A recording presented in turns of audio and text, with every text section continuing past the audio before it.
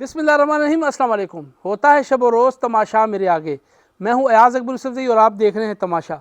नाज़रीन, चेयरमैन तहरीक इंसाफ और साबिक़ वज़ीर-ए-आज़म इमरान खान साहब के हवाले से कल एक जो ख़बर सामने आई कि उनके वारंट गिरफ़्तारी जारी हुए हैं, और वो जो वारंट गिरफ़्तारी हैं वो किस मद में जारी हुए हैं, क्या वो मसला था। एक दफ़ा तो बिल्कुल ही एक ऐसी कैफ़ियत हो गई थी पूरे पाकिस्तान में कि जो उनके चाहने वाले हैं उनको परेशानी का भी जो है वो एक वो सबब बने ये जो वारंट गिरफ़्तारी है, और इसके साथ साथ एक तशवीश सी लहर भी जो है वो कायम हो गई और लोग जो है वो पैनिक सी की जो है सिचुएशन क्रिएट हुई। ये मामला क्या था, क्योंकि मैंने ये खबर अपने चैनल जियो न्यूज़ पे दी थी वारंट गिरफ़्तारी के हवाले से सबसे पहले, तो थोड़ा सा मैं चाहता हूँ कि इसको हम थोड़ा सा क्लैरिटी पे लेके आए कि मामला क्या है। देखिए नाज़रीन, 20 अगस्त को अगर आपको याद हो तो शहबाज गिल जो है वो उनके हवाले से चेयरमैन तहरीक इंसाफ इमरान खान साहब ने उनसे इज़हार यकजहती के लिए एक रैली निकाली थी 0 पॉइंट से लेकर फातिमा जनाब पार्क। उस रैली की क़यादत ख़ुद कर रहे थे, उनके साथ जो लोकल जो उनकी क़यादत है वो भी उनके साथ थी। थोड़ा सा आपको उस पस मंज़र ये बताऊँ कि वहाँ पर एक तो 144 नाफिज़ थी, 100 दफ़ा 144 का नफाज था। इसके साथ साथ जो है वो लाउड स्पीकर का जो है वो भी इस्तेमाल हो रहा था। फिर उसके बाद जब वो रैली पहुँची फातिमा जनाब पार्क, तो वहाँ एक जलसे की सी कैफियत होगी, और वहाँ पर फिर चेयरमैन तहरीक इंसाफ इमरान खान साहब ने वो तकरीर की थी, अगर आपको याद हो, जिसमें उन्होंने IG इस्लामाबाद, DIG इस्लामाबाद और जो जज खातून जज थी ज़ेबा चौधरी, उनको ललकारा था, उनको धमकियाँ मेज़ जो है वो कुछ ऐसे कलमात कहे थे, जिसके बाद उनके ऊपर एक FIR हुई थी। उस FIR में 788 इंसदाद दहशतगर्दी एक्ट भी जो है वो उसमें शामिल किया गया था। इसके अलावा 506/504 और 188 की कार्रवाई जो है, यानी 144 की जब आप खिलाफ वर्जी करते हैं तो 188 की कार्रवाई बनती है कानूनी तौर पर।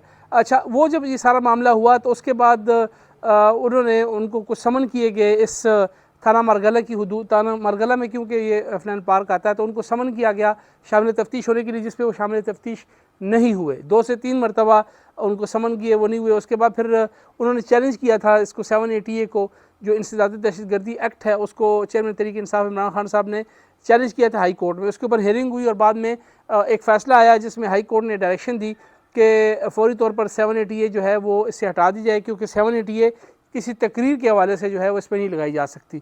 उसका भी पस मंज़र आपको पता ही होगा।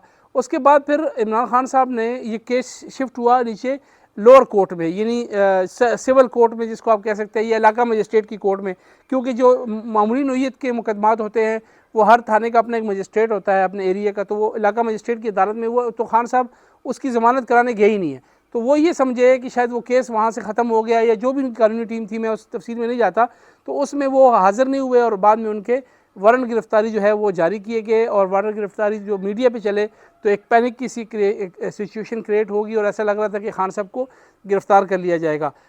हमारे पास जो इतलात थी, क्योंकि हर समन क्या या हर वारंट का जो है वो तामील करानी ज़रूरी होती है अदालत की, ये कानूनी तौर पर ये बाउंडिंग है उस थाने की उनके ऊपर अदालत की कि वो जाएँ। तो वो पुलिस गई ज़रूर थी वहाँ पर तामील करवाने के लिए, लेकिन पुलिस उनको गिरफ़्तार करने नहीं गई, लेकिन पुलिस वहाँ पर गई, जिसके बाद वहाँ पे एक ऐसी सिचुएशन क्रिएट हुई जैसे लगा था कि इमरान खान साहब को गिरफ़्तार करने के लिए आए हैं, लेकिन ऐसा नहीं हुआ। और इस्लामाबाद पुलिस ने ये कहा भी है कि हम उनको गिरफ़्तार नहीं कर रहे, क्योंकि ये मामूली नोयत के मुकदमा था, जिसकी वजह से वो एक जो है कानूनी अमल है वो उन्होंने वहाँ पर पेश होना है।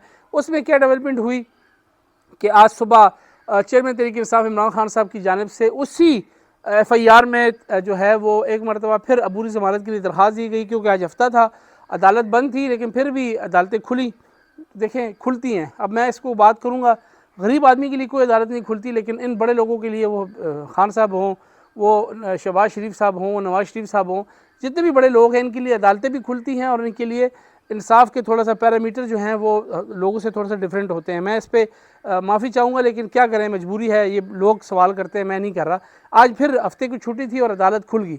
जब अदालत खुली तो मोहसिन कियानी साहब जो थे, जो वहाँ के जज हैं हाई कोर्ट के, उन्होंने केस सुना और उनको अबूरी ज़मानत दे दी।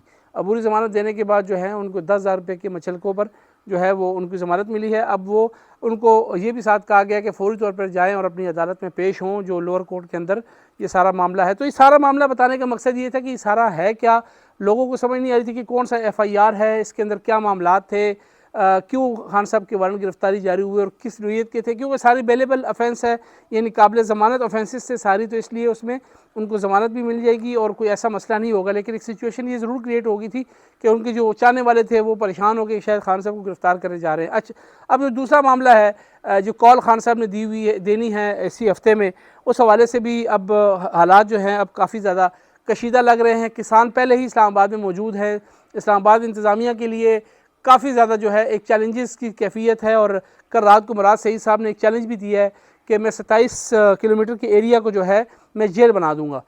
بڑا واضح انہوں نے پیغام دیا. اب دیکھتے ہیں کہ وہ جیل بنتی ہے یا نہیں بنتی، کیونکہ وہ جیل اس طرح کر رہے ہیں کہ وہاں سے کے پی آئے گا، پنجاب ہے، کشمیر ہے اور گلگت بلتستان ہے، تو چاروں جگہوں پہ جو ہیں وہ ان کی حکومت ہے، جس کی وجہ سے وہ یہ اس کو اسلام آباد کے اس ایریے کو جیل قرار دینے کی کوشش کریں گے اور مطلب وہ لوگوں کو لے کے آئیں گے. تو حالات دن بدن سخت ہوتے جا رہے ہیں. پھر اس میں ایک ڈیولپمنٹ یہ بھی آئی ہے کہ کابینہ نے جو ہے وہ ایف آئی اے کو کچھ سفارشات بھیجی ہیں. کابینہ کمیٹی نے جو سائفر کے حوالے سے جو ایک معاملات سامنے آئے ہیں کہ جی وہ ایک آڈیو جو لیک ہوئی ہے یا اس کے اندر جو رد و بدل ہوا ہے، اس حوالے سے کابینہ نے ایک سمری پیش کی ہے جس کو کابینہ نے منظور کر لی ہے سرکولیشن اسمبلی کے ذریعے، جس میں ایف آئی اے کو اختیار دیا گیا کہ عمران خان صاحب، ان کے جو ساتھی وزراء تھے، principal secretary to prime minister اعظم خان صاحب، ان کے خلاف باضابطہ طور پہ ایف آئی اے نے کارروائی شروع کر دی ہے.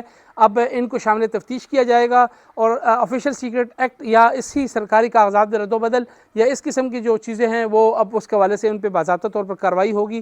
دیکھتے ہیں کہ یہ کارروائی کس قدر ہوتی ہے، کیسے ہوتی ہے. لیکن کابینہ نے جو ایک اپیکس یعنی سب سے بڑی ایک ہمارے پاس ایک فورم ہے، انہوں نے منظوری اس کی دے دی ہے. تو اب باضابطہ طور پر ایف آئی اے کے پاس یہ اختیار ہے کہ وہ کارروائی کا آغاز کرے، اور انہوں نے کر بھی دیا ہے. پھر کابینہ کمیٹی نے ایک یہ بھی سفارشات اس میں دی تھی کہ اس میں اگر چاہیں تو اس میں انٹیلیجنس اداروں کے لوگوں کو جو ہے وہ شامل کیا جا سکتا ہے اور اپنی مرضی سے، اور کوئی معاملات اگر انہوں نے لینی ہے انٹیلیجنس اداروں کی تو وہ بھی دینے کو تیار ہیں. تو خان صاحب کی گھیرا اور بھی تنگ ہو رہا ہے.